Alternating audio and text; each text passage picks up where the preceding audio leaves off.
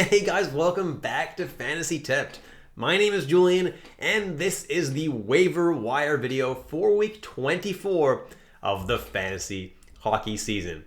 For a lot of you guys, this is the fantasy finals. This is the biggest week of the season for you, so it's really important that you make the most optimal ads in order to win your fantasy hockey trophy. For the rest of you guys, it is the semifinals, which is the second most important week of the year because you got to make sure that you make the finals next week and have the opportunity to take home that trophy. Before we get into it, guys, please leave a like and hit that subscribe button if you haven't already, guys. Most of the people that watch the channel still are not subscribed, so do me a favor and hit that button. It would mean a lot to me.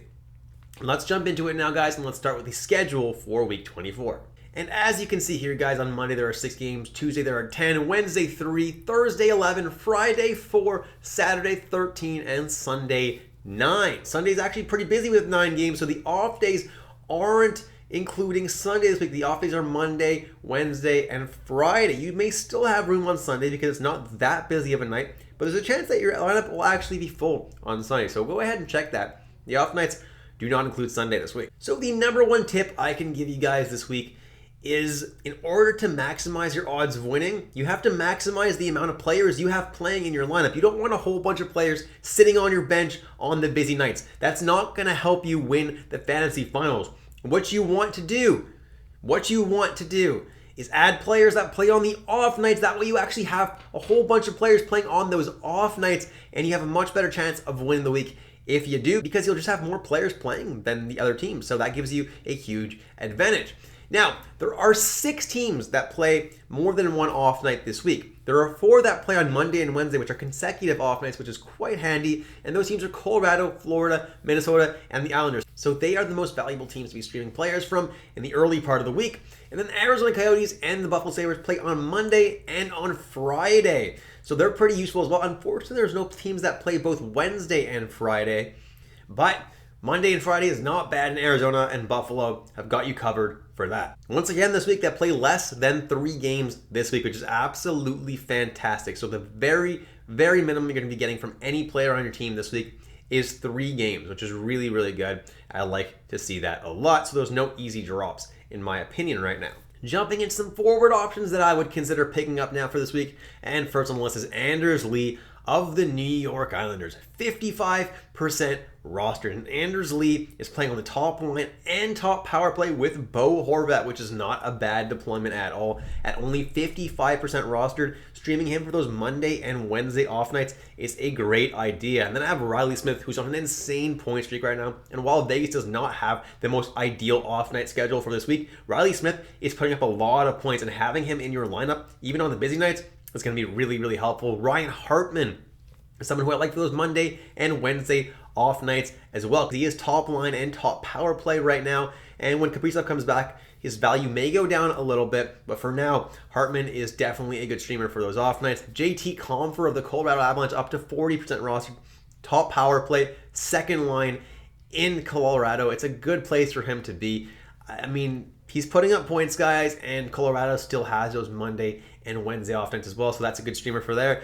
And I have TJ Oshie of the Washington Capitals, 39% rostered, and Oshie is playing on the top power play in second line in Washington, and he's really, really hot right now, so definitely someone I don't mind picking up at all. Then I have Barrett Hayton and Nick Schmaltz, both 39% rostered of the Arizona Coyotes, and both of them are doing really well right now. Both have the same deployment, top line and top power play with Clayton Keller. And I like both these guys right now. If I had to choose one, it would be Barrett Hayton. And the Arizona Coyotes do have those Monday as well as the Friday off nights. So those are pretty good deployment, pretty good off nights for these guys.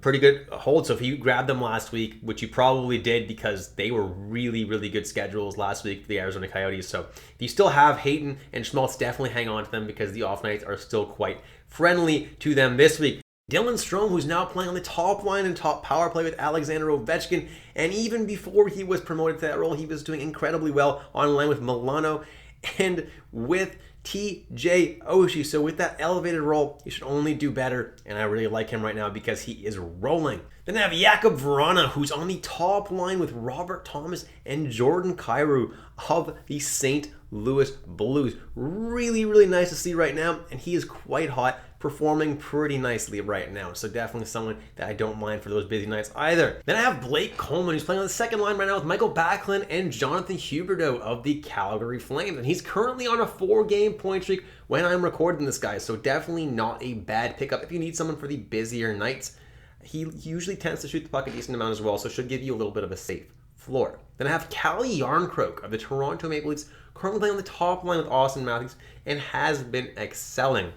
Now, in his last game playing there, he didn't do a whole lot, so if he does go another game or two when I'm recording this before you pick him up and he's cold, I wouldn't pick him up. But if he stays and keeps that hot streak, guys, I would definitely consider Calle Jarnkrok, especially since he does get a Wednesday off night for Toronto. Then we got Sammy Blais, who's playing on the second line with Shannon Saad in St. Louis.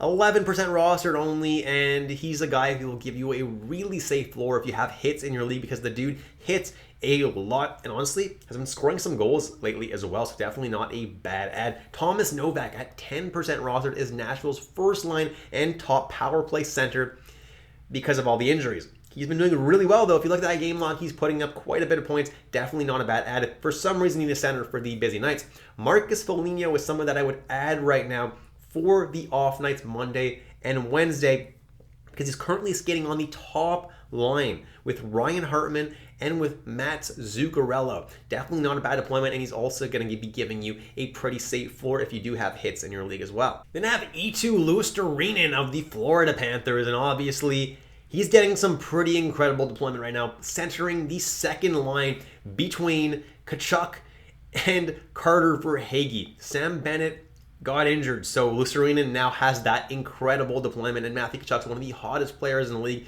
and Verhaeghe's not doing too bad himself. So Luostarinen, definitely a solid pickup for those Monday and Wednesday off nights. Dennis Malgin is my Manscaped must-add player of the video. Get 20% off and free shipping with the code word FANTASYTIPPED at manscaped.com. Now, why is Dennis Malgin my Manscaped must-add player of the video? It's crazy to be saying this because nobody expected Malgin to be an ad at all this whole year, really. But Malgin is playing incredibly well right now on that top line with Mikko Rantanen and Nathan MacKinnon.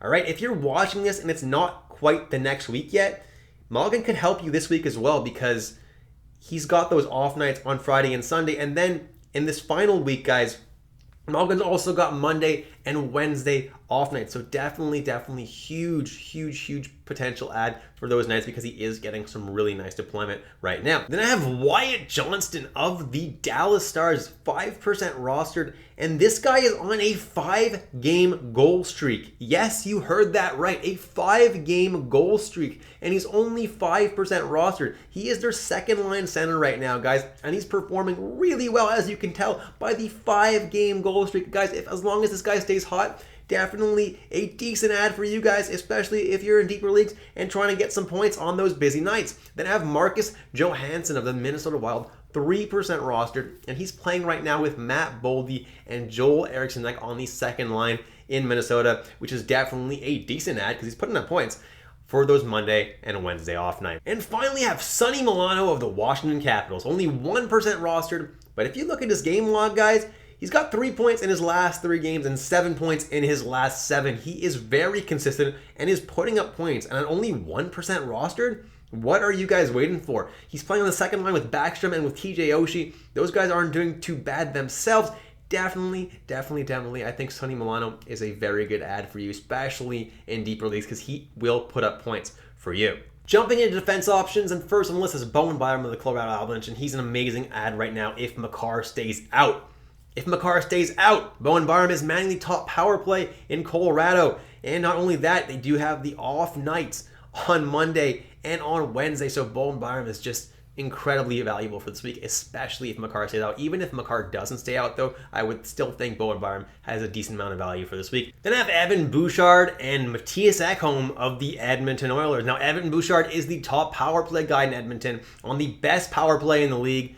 Definitely not a bad deployment for Bouchard. Should continue to put up about a point a game at the very least. And then Matthias Ekholm has been just producing like crazy despite the lack of top power play time. He's gotten a couple looks on the top power play, but usually he doesn't play there. He's just been putting up points because he's a really good defenseman. He really is. And Matthias Ekholm has scored 2 goals and 3 assists over his last 2 games. So guys, this guy's insanely hot right now and definitely worth an add to your team, because hopefully he can keep up this momentum for you guys for your fantasy finals or semifinals, whichever ones you have this week. Noah Hanifin of the Calgary Flames, 58% rostered on a 5-game point streak and is looking really good right now. And as long as he's keeping up that point streak, guys, definitely worth an add to your team. Then I have Noah Hanifin, who's now on a 6-game point streak, and as long as he's keeping up that momentum, guys, worth an add to your team. Mike Matheson of the Montreal Canadiens is pretty much the only Montreal Canadian who's really worth being owned right now in fantasy hockey. More or less, there's a couple others that could have some consideration, but Mike Matheson's performing pretty well right now, is their top power play guy, and has been putting up a decent amount of points to make himself continue to be fantasy viable. Jake Sanderson of the Ottawa Senators, 30% rostered, is on their top power play right now. Shabbat and Chikrin are PP2 guys for whatever reason, so Jake Sanderson has a decent amount of value and has been producing with that deployment. Juuso Valimaki of the Arizona Coyotes is their top power play guy. They have the off nights on Monday and on Wednesday, and he's been looking pretty good on that top power play. Has been putting up a decent amount of points as of late. Samuel Girard's another guy for the Colorado off nights Monday and Wednesday. Pretty good player and is putting up points frequently enough to merit being considered here. Then Cam Fowler of the Anaheim Ducks, 23% rostered. And he's their top power play guy as well. It got a little bit colder out the last couple of games, but I do think he's going to bounce back because he's a pretty good player overall. And then finally, Adam Boqvist is a riskier one. And I did tell you guys that he's not my favorite option right now, but last game he went off to score a couple goals, put up some decent peripherals for the first time in a while as well. So that's definitely an encouraging sign to see from Adam Boqvist, and definitely could be a sign of things to come for you guys in the fantasy finals. So if you're desperate, he's definitely someone that could put up some points for you because he is getting top power play time in Columbus. As far as goaltending options go, Carter Hart's a pretty good one at 65% rostered, playing pretty well right now. Philly's actually winning games, which is bizarre, but anyway, I'm not complaining. They passed my Montreal Canadiens now in the standings, so the Habs have better odds right now than the Flyers to get Connor Bedard. Anyway, Carter Hart is someone that I don't mind streaming for this week. Should get the majority of the starts for the Flyers. Phoenix Copley and Jonas Korpisalo should each get 2 starts this week for the Los Angeles Kings. They split starts evenly, so if one starts one day, the other guy's going to guaranteed start the next game. Then Matt Murray of the Toronto Maple Leafs is splitting starts with Samsonov, playing pretty well right now, so could even get more starts than Samsonov this week. We'll have to wait and see. Philip Grubauer of the Seattle Kraken, 33% rostered. Yes, he is sick when I'm recording this video, but I doubt that's going to last very long, guys. So Philip Grubauer is someone that I definitely don't mind adding right now if you're in need for a goalie. Joel Hofer of the St. Louis Blues is playing out of his mind right now. He started 3 games for St. Louis and won all 3 and has not allowed a lot of goals, has played incredibly well, guys.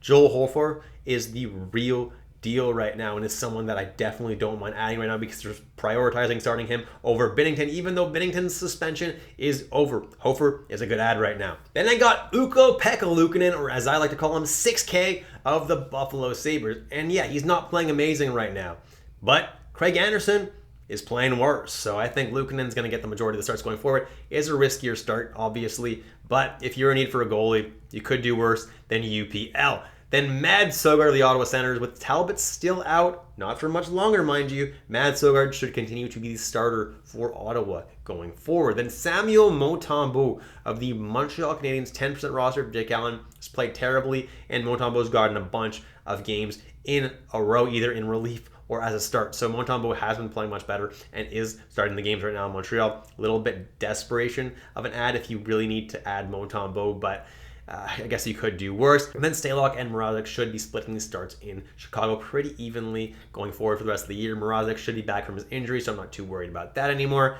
And yeah, if you want to grab one of those guys to get half of Chicago starts, you could do that in a points-based league. And then finally, Daniil Tarasov of the Columbus Blue Jackets hasn't been that amazing, but he is the starter right now in Columbus, with Merzlikins having gone back to Latvia to be with his family, and with Korpisalo being traded. So he's the guy, and then Hutchinson is the backup. And that's it, guys. Thank you so much for watching all the way through. If you enjoyed the content today, please leave a like and hit that subscribe button if you haven't already. I want to wish you guys all the best of luck this week in your fantasy semifinals or finals, whatever you guys are fighting for this week.